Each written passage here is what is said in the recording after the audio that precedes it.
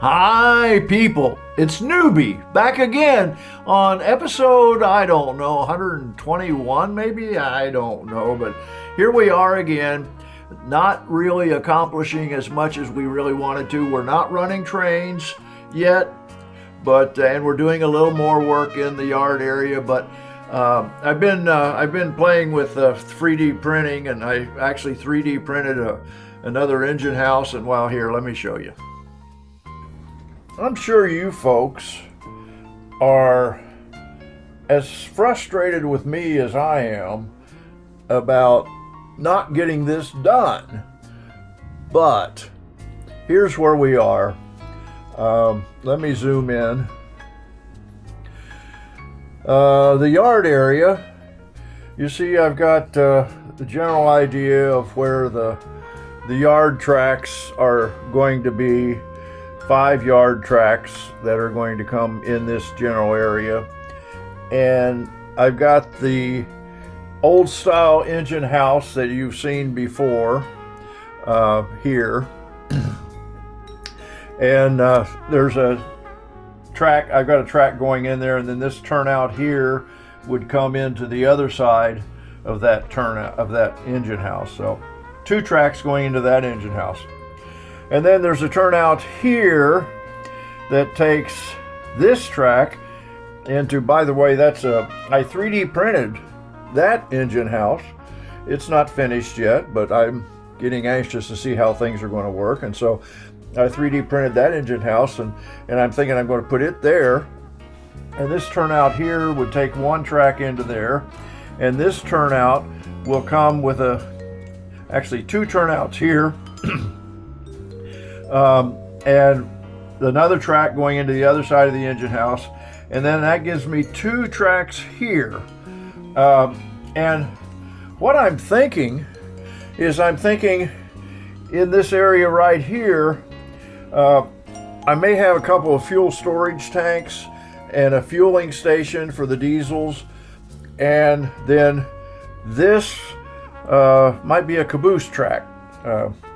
Tom Strover said I might want to do that, so that's a good idea. So a caboose track, and then a track for engine servicing. Have a maybe in this area here, have I don't know, maybe right in here could have a catwalk for servicing the engines and a fueling station, and then have this as a caboose track with room for 5 or 6 cabooses there. So that's kind of where we are right now. I'm liking the way it's working out. I'm thinking I'm really going to like this. It's going to give me, some yard area and some engine facilities. I've got a bunch of engines, and so this will give me a place to put some of them, that when they're not running around the layout, which, by the way, I hope to run some engines around the layout before too long, but I don't, neither here nor there. And up here on the top of the mountain, you see our forestry fire lookout tower. That's going to look real good up there. That's working out. Let me zoom out a little bit here so you can get the gist of how that's going to look with the wind tower, or the wind generator up there, and the forestry tower. So I'm liking that. And we've got another update of planning stages. This, of course, let me zoom out a little. This is the train station area, and I think I've decided to make a change here. This train station just doesn't fit anymore since I put this siding track in here to give me a capability to turn trains around. And so because of that, what I'm thinking is, my original plan was that I was going to have the double track in the station area, mainly so that I have a place to store trains I could have a couple passenger trains here. I could have one passenger train come in and stop at the station and another one stored next to it, maybe go in the opposite direction. I don't know. But I think I've decided now, since I'm limited with space in here, I think I'm going to go back down to a single track in this area, which gives me more room for the train station. And I think it'll work out much better. You see, if we get over here, if we get this down to a single track, then we could put this train station there, which gives a little more area over here to do whatever with. And then these little industrial buildings here, I'm thinking there'll probably be some changes in this area too. I've got the buildings that were up on the backdrop. They're sitting up over there on the far end, the far corner of the layout there. I've got 3 or 4 of those industrial buildings, and one or more of them may fit better in here. I don't know. I'm going to play with that, but that's what's going on right now. So that's what's going on in the train room. But also I was able to, go to an operating session, and I did some fiddling with the camera. I actually mounted the camera on my hat, and because in Tom's layout, the bench work is really quite high, and it doesn't work around my neck, and so I actually mounted it on my hat and shot some video today, and let's see how that turned out.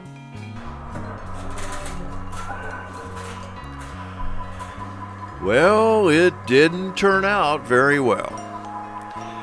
I was actually the yard master for the Grand Junction yard, and I spent my time spotting cars. You see here a bunch of cars are spotted, and what I was actually filming with that camera on my hat was not where I was looking. So you see the switch engine was off to the right here. I'm just placing cars into the Arthur Daniels Midland facility there, and you can't see what I'm doing. With the camera on my hat, I move my head a lot more than really the camera wants to see, I guess, and it's not looking where I am. Go figure. But anyway, so here you see I've got 3 more cars that are going into the ADM facility there, and I'm going to spot those, and that's really mostly what I was doing, and it was just all over the place. So I apologize for that. It's jerky. It's not real well done, and I guess I'm gonna have to come up with another camera mount idea. I don't really like the idea of just having a camera fixed mounted when I'm moving around as much as I do when I'm switching and things like that. But it's just not working. As you see here, it just jerks around, and you really can't see what's going on. Now here you see a steam engine coming around the bend there at Breckenridge on main line track 1, and I really wasn't filming that. I was filming the switch engine, or I didn't mean to be filming that. I was basically seeing that come by as I was filming that switcher, pulling that single car around back to the main yard area. Yeah, that car there that I'm switching was actually a missort. It was actually bound for Salt Lake, not for here in Grand Junction, and so I was putting it back over there so that I could put it in the train that I was making up right here. As a matter of fact, I'm making up a train. How long are you? I'm making up 2 trains actually, one to go to Salt Lake and one to Denver. And here we have a train coming into the yard. this train is coming. I believe this train is coming from Denver. Don't quote me on that, but he's coming into the yard now off of track 1, and and I'm setting up the switches here to bring him into track 7 and to get him off the main line, and that's what's going on here. As the camera is jumping around. Yeah, stop in here because but I may have to break it before I. You see, the train is quite long, and he's coming in slowly. A 10-mile-an-hour speed limit in the yard area, of course. You're only doing 8. And I told him he was only doing 8 miles an hour, but anyway, he's coming in, bringing that train into the yard, and I'm actually waiting for that train to come in to make sure that I have room in the siding next to it for those cars that I'm switching to go back to. I don't remember exactly where it was, Salt Lake or Denver, but one of the two. So you see here is coming in with a couple of A units and a B unit. Now he's cleared the main line, so now I can flip that turnout, clearing main line track 1.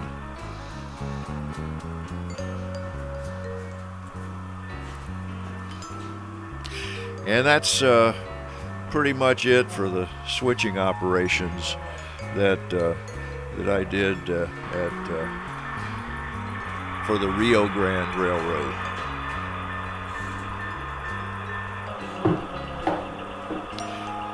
Here you see he's taking the power units back. They will actually are stored in the track just on the other side of that steam engine you see there in the foreground.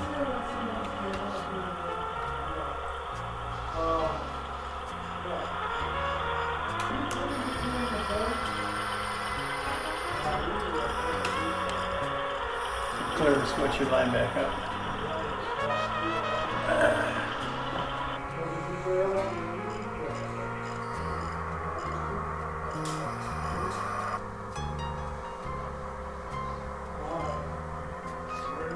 Oh, I guess I wasn't finished. Right now I'm setting up. You see that group of cars there on track 6 or track 5, I guess it is, and those are going to the train. That's the train that I'm making up for St. Louis, or I'm sorry, for Salt Lake City, and then the other train right here is the Denver train that I'm completing the makeup for the cars that are bound to go to the Denver yard.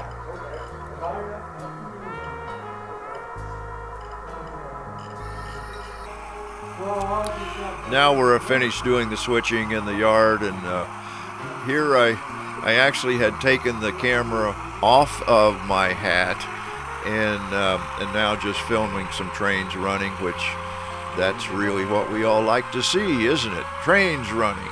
So here you see a train coming out of the tunnel. He's actually coming out of staging and is onto mainline track 2 and going to be making some loops around the layout, bound for whatever his destination might be.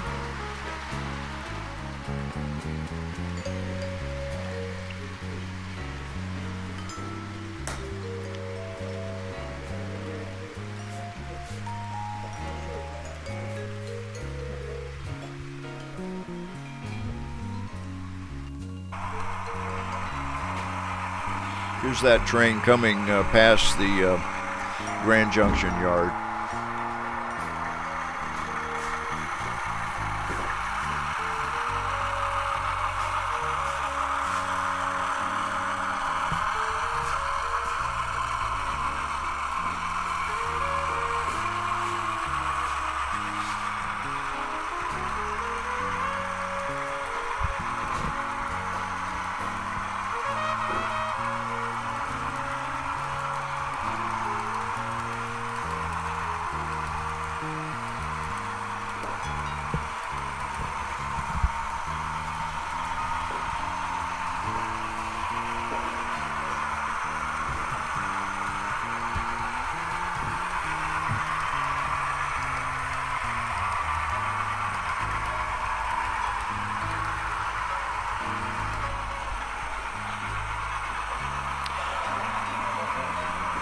And here it is coming past Tabernash, which is actually the yard limit for the Denver yard. Still on track 2.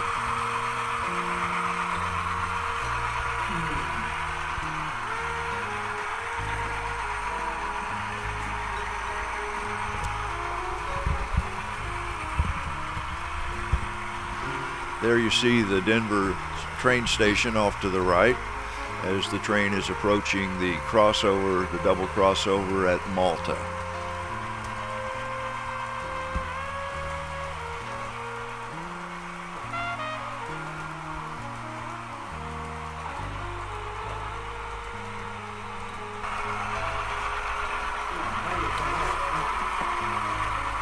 And now the train's on the other end of the Denver yard, making the turn and heading back into the tunnel and completing a lap of the Rio Grande Railroad.